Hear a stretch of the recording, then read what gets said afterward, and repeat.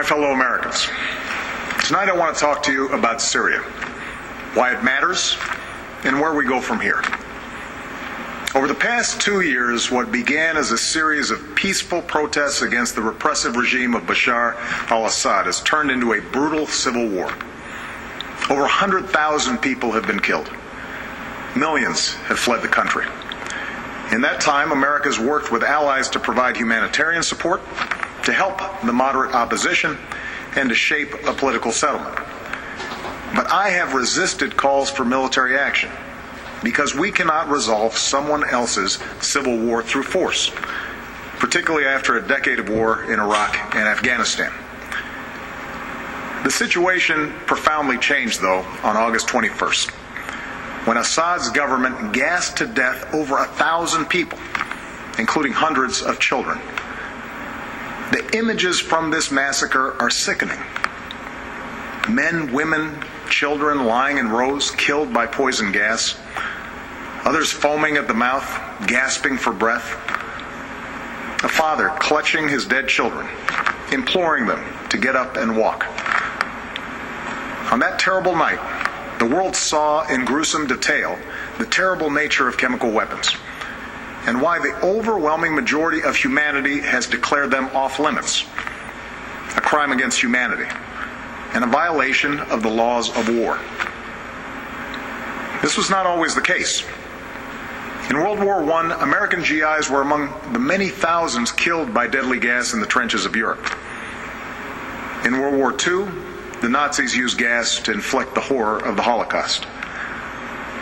Because these weapons can kill on a mass scale, with no distinction between soldier and infant, the civilized world has spent a century working to ban them.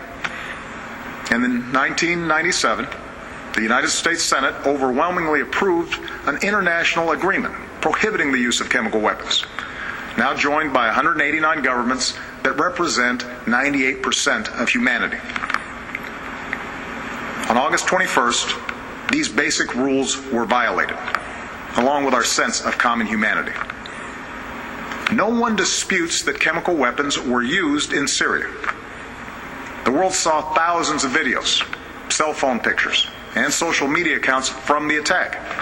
And humanitarian organizations told stories of hospitals packed with people who had symptoms of poison gas.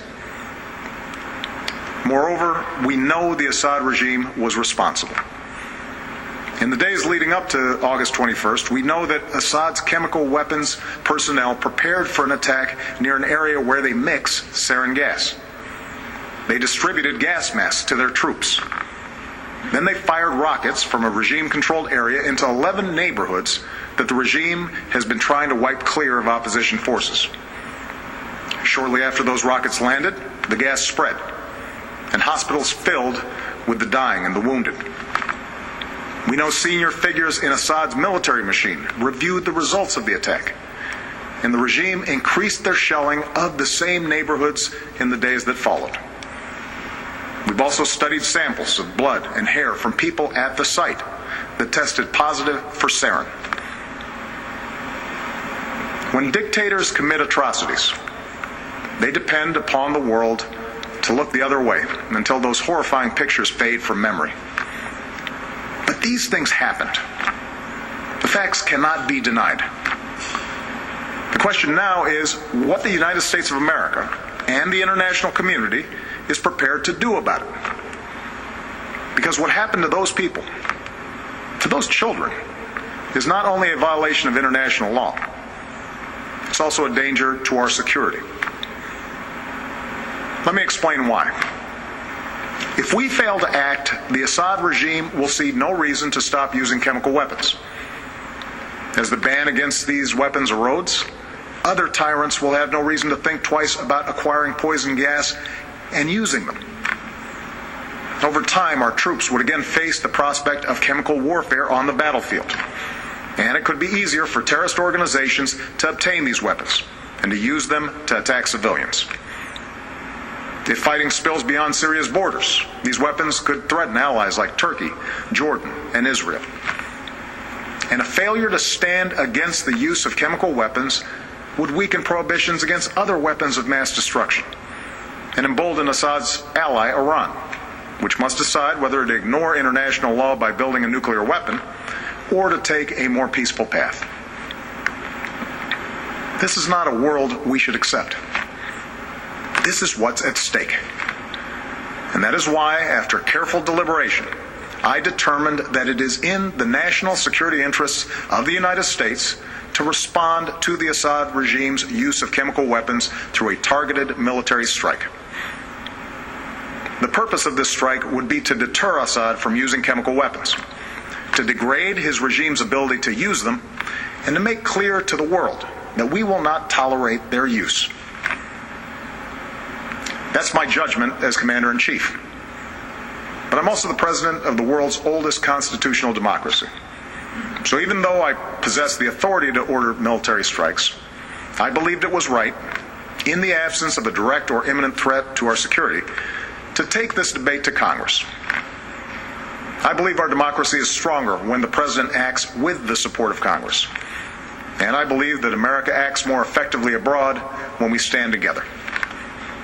This is especially true after a decade that put more and more war-making power in the hands of the President and more burdens on the shoulders of our troops, while sidelining the people's representatives from the critical decisions about when we use force. Now, I know that after the terrible toll of Iraq and Afghanistan, the idea of any military action, no matter how limited, is not going to be popular. After all, I've spent 4.5 years working to end wars, not to start them. Our troops are out of Iraq. Our troops are coming home from Afghanistan. And I know Americans want all of us in Washington, especially me, to concentrate on the task of building our nation here at home, putting people back to work, educating our kids, growing our middle class. It's no wonder then that you're asking hard questions. So let me answer some of the most important questions that I've heard from members of Congress and that I've read in letters that you've sent to me. First, many of you have asked, won't this put us on a slippery slope to another war? One man wrote to me that we are still recovering from our involvement in Iraq. A veteran put it more bluntly. This nation is sick and tired of war. My answer is simple. I will not put American boots on the ground in Syria. I will not pursue an open-ended action like Iraq or Afghanistan. I will not pursue a prolonged air campaign like Libya or Kosovo.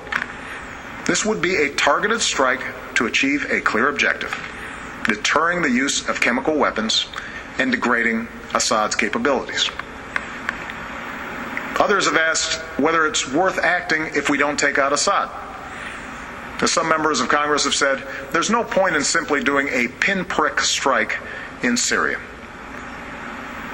Let me make something clear. The United States military doesn't do pinpricks. Even a limited strike will send a message to Assad that no other nation can deliver. I don't think we should remove another dictator with force. We learned from Iraq that doing so makes us responsible for all that comes next. But a targeted strike can make Assad, or any other dictator, think twice before using chemical weapons. Other questions involve the dangers of retaliation. We don't dismiss any threats, but the Assad regime does not have the ability to seriously threaten our military. Any other retaliation they might seek is in line with threats that we face every day. Neither Assad nor his allies have any interest in escalation that would lead to his demise. And our ally Israel can defend itself with overwhelming force, as well as the unshakable support of the United States of America. Many of you have asked a broader question. Why should we get involved at all in a place that's so complicated, and where, as one person wrote to me, those who come after Assad may be enemies of human rights? It's true that some of Assad's opponents are extremists, but al-Qaeda will only draw strength in a more chaotic Syria if people there see the world doing nothing to prevent innocent civilians from being gassed to death. The majority of the Syrian people and the Syrian opposition we work with just want to live in peace with dignity and freedom. And the day after any military action, we would redouble our efforts to achieve a political solution that strengthens those who reject the forces of tyranny and extremism. Finally, many of you have asked, why not leave this to other countries or seek solutions short of force? As several people wrote to me, we should not be the world's policeman. I agree.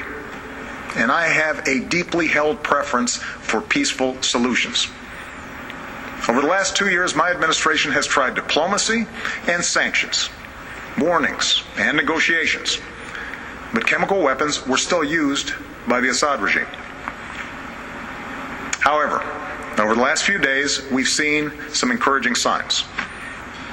In part because of the credible threat of U.S. military action, as well as constructive talks that I had with President Putin, the Russian government has indicated a willingness to join with the international community in pushing Assad to give up his chemical weapons. The Assad regime has now admitted that it has these weapons, and even said they joined the Chemical Weapons Convention, which prohibits their use. It's too early to tell whether this offer will succeed, and any agreement must verify that the Assad regime keeps its commitments. But this initiative has the potential to remove the threat of chemical weapons without the use of force, particularly because Russia is one of Assad's strongest allies. I have therefore asked the leaders of Congress to postpone a vote to authorize the use of force while we pursue this diplomatic path. I'm sending Secretary of State John Kerry to meet his Russian counterpart on Thursday, and I will continue my own discussions with President Putin. I've spoken to the leaders of two of our closest allies, France and the United Kingdom, and we will work together in consultation with Russia and China to put forward a resolution at the UN Security Council requiring Assad to give up his chemical weapons and to ultimately destroy them under international control. We'll also give UN inspectors the opportunity to report their findings about what happened on August 21st. And we will continue to rally support from allies from Europe to the Americas, from Asia to the Middle East, who agree on the need for action. Meanwhile, I've ordered our military to maintain their current posture, to keep the pressure on Assad, and to be in a position to respond if diplomacy fails.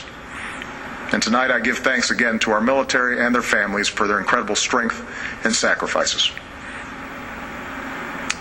My fellow Americans, for nearly 7 decades, the United States has been the anchor of global security. This has meant doing more than forging international agreements. It has meant enforcing them. The burdens of leadership are often heavy, but the world's a better place because we have borne them. And so, to my friends on the right, I ask you to reconcile your commitment to America's military might with a failure to act when a cause is so plainly just.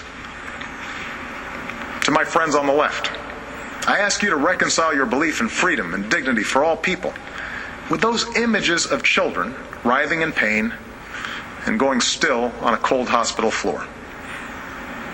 For sometimes resolutions and statements of condemnation are simply not enough.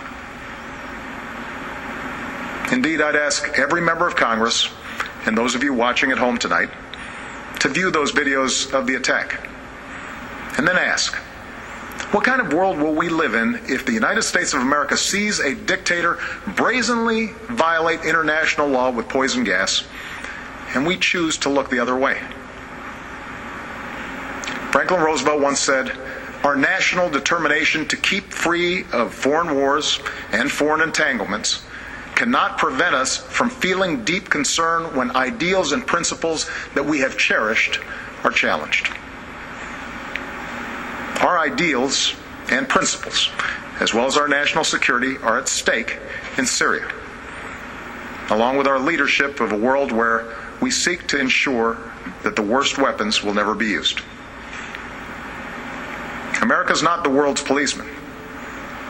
Terrible things happen across the globe, and it is beyond our means to right every wrong.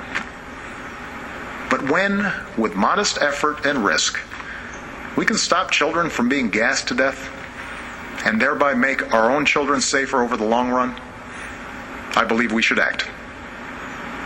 That's what makes America different. That's what makes us exceptional. With humility, but with resolve, let us never lose sight of that essential truth. Thank you, God bless you, and God bless the United States of America.